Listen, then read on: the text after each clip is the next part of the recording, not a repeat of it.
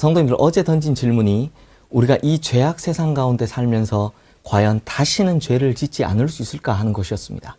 그래서 어제 첫 번째로 내린 답이 이 죄악 세상과의 관계를 완전히 끊어내어버리는, 즉 4절 말씀의 표현에 의하면 장사지내버리는 몰입에 대해서 말씀을 드렸습니다. 그러면 오늘은 이 가능성의 문을 조금 더 열어줄 이 두 번째 이야기를 해보도록 하겠습니다. 먼저 오늘 본문 5절 말씀 함께 보겠습니다. 만일 우리가 그의 죽으심과 같은 모양으로 연합한 자가 되었으면 또한 그의 부활과 같은 모양으로 연합한 자도 되리라. 이 말씀에 의하면 예수 그리스도와 연합한 성도는 예수 그리스도의 죽으심과 연합하여 이 죄악 세상에 대해서는 죽었고, 이건 어제와 똑같죠. 그리고 예수 그리스도의 부활과 연합하여 새 생명을 얻는 자가 되었다라고 말씀합니다. 그러므로 이 말씀에 의하면 우리는 그리스도와 연합하여 부활의 새 생명을 얻은 자이기 때문에 더 이상 죄를 범치 않을 수 있다라는 것입니다. 즉 죄와 버타던 우리 옛사람은 이미 죽어 장사되어 버렸고, 이제는 그리스도와 연합한 새로운 피조물로 거듭났기 때문에 죄와 단절된 삶을 살 수 있다는 것입니다. 그런데 성도님들, 여기서 가장 중요한 것이 있습니다. 사도 바울이 로마서 6장 5절 말씀에서 언급한 부활이라는 것은요, 결코 이 죽음 이후의 부활만을 뜻하지는 않습니다. 정확하게 말하면 누구든지 그리스도와 연합하면 이 땅에서부터, 즉 살아가는 동안 새로운 생명의 사람으로 거듭날 수 있다는 것입니다. 이 의미를 잘 생각하셔야 되는데요, 영생이란 말이 영원한 생명의 줄임말이죠. 그럼 영원이란 말은 미래만 속합니까? 아니면 지금도 속합니까? 당연히 과거와 현재와 미래를 다 포함하기 때문에 영생을 가졌다는 말은 우리가 벌써부터 부활의 몸으로 살아가고 있다는 것입니다. 그러면 우리가 부활로 말미암아 새로운 생명의 사람으로 거듭나는 비결이 뭐라고 합니까? 바로 연합, 예수 그리스도와의 연합입니다. 그런데 성도님들, 그리스도와 연합한다라고 말할 때 여기서 연합이란 말은 이 두 가지 의미를 가지고 있습니다. 첫 번째, 이 연합이란 단어에는요, 결합이란 뜻이 있습니다. 여기에 물이 든 물잔이 있습니다. 그리고 이 물잔 속에 저희 아들이 가지고 놀던 건데요, 구슬을 한번 넣어 보겠습니다. 그러면 물과 구슬이 합쳐졌습니다. 그런데 성도님들, 이게 지금 결합한 겁니까? 아니죠. 마음만 먹으면 언제든지 구슬을 도로 언제든지 구슬을 도로 꺼낼 수 있기 때문입니다. 네, 이거. 그러면 다시 이번에는 이 물잔 속에 소금을 한번 집에서 가져왔는데요, 소금을 한번 넣어보도록 하겠습니다. 그러면 소금은 이 순식간에 용해되어 형체가 없어져 버립니다. 이것이 결합의 의미를 가장 잘 설명하는 것입니다. 그런데 성도님들, 그렇다고 소금의 본질마저 없어졌습니까? 그렇지 않습니다. 이제 이 물은요, 맛을 보면 소금의 짠맛이 납니다. 못 마시겠습니다. 즉 소금의 본질은 사라짐 없이 고스란히 이 물 속에 결합되어 있다는 것입니다. 그러므로 이것만으로는 사도 바울이 말한 연합이라는 의미에 충분한 설명이 될 수 없습니다.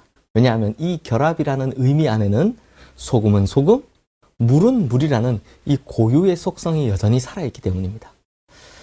그래서 연합이라는 단어가 갖는 두 번째 의미가 더 중요한데요, 이 두 번째 의미는 바로 접붙임이라는 뜻을 가지고 있다는 것입니다. 어떤 병들고 약한 나무에서 가지를 잘라낸다고 합시다. 이 원래 나무로부터 잘림을 당하는 것은 가지의 입장에서 본다면 나무로부터의 단절이요, 죽음이요, 또 장사 지내는 것입니다. 그런데 이 가지를 다시 건강하고 튼튼한 나무에 접붙인다고 합시다. 이렇게 접붙이고 나면 이전의 나무와는 단절되었던, 즉 이전의 나무에서 죽임을 당했던 가지에서 이제는 이 가지가 새 나무로 인해 이 가지에 움이 돋고 꽃이 피고 열매를 맺게 됩니다. 이것이 바로 사도 바울이 말한 연합이라는 것입니다. 그러면 성도님들, 이 접붙임을 당한 가지에 맺힌 열매가 과거에 병들고 약했던 나무의 열매입니까? 아니면 지금 접붙이고 있는 건강하고 튼튼한 새 나무의 열매입니까? 당연히 새 나무에 의한 열매입니다. 옛 나무와는 완전히 단절되었고 지금은 새 나무로부터 영양분을 받고 있기 때문입니다. 그러므로 이 가지로부터 맺혀진 열매는 새 나무와 연합된 완전히 새로운 피조물이다라는 것입니다. 그러면 성도님들, 여기에서 중요한 것이 있습니다. 접붙임을 당한 이 가지요. 이 가지가 잘해서 달고 맛있고 건강한 열매를 맺는 겁니까? 아니면 새로운 나무가 이 좋은 영양분을 줘서 달고 맛있고 건강한 열매를 맺는 겁니까? 당연히 후자죠. 이 접붙임을 당한 가지가 한 것이라고는 옛 나무로부터 단절되고 장사한 후에 새로운 나무에 접붙임한 것밖에 없습니다.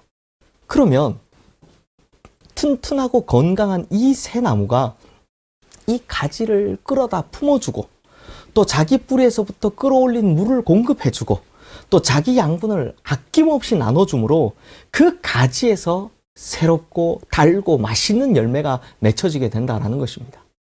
성도님들, 바로 이것이 그리스도와 연합하여 옛 삶에 대해 죽은 자는 그리스도와 연합하여 새 삶으로 부활한다라는 사도 바울이 강조하는 핵심인 겁니다.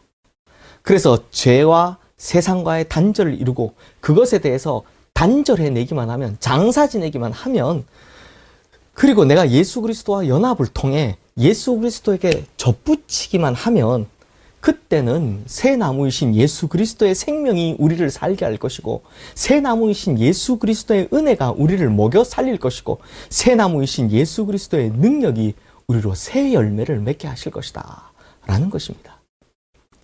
이럴 때 쓰고 싶은 말이 있네요. 참 쉽죠? 그러므로 성도님들, 우리가 죄에 대해 완전한 단절을 이루는 것, 우리가 생각하는 것보다 그렇게 어렵지 않습니다. 다시는 죄를 짓지 않는다고? 이게 가능할까? 네, 이제는 가능합니다. 바로 예수 그리스도 이분과 연합하면 되는 겁니다.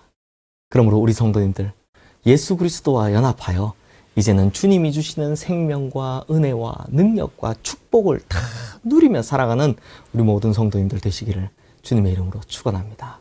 기도하겠습니다. 하나님 아버지, 우리의 이전의 삶은 참 약하고 병든 나무에 붙어있던 가지와 같았습니다. 그런데 주님께서 십자가 보혈로 말미암아 그 옛나무와 우리를 갈라내어 주셨습니다. 그리고 죽어가야 할 우리를 새 생명이신 예수 그리스도 본인에게 접붙이게 하심으로 우리로 정말 새로운 열매를 맺을 수 있는 건강한 가지가 되게 해주심에 감사를 드립니다. 그러므로 주님, 이제 예수 그리스도에게 접붙임으로 예수 그리스도와 연합함으로 주님 주시는 은혜와 능력과 축복과 이 모든 것들을 다 누리며 살아가는 우리 모든 성도님들 되게 하여 주시옵소서. 감사드리며 예수 그리스도 이름으로 기도드립니다. 아멘.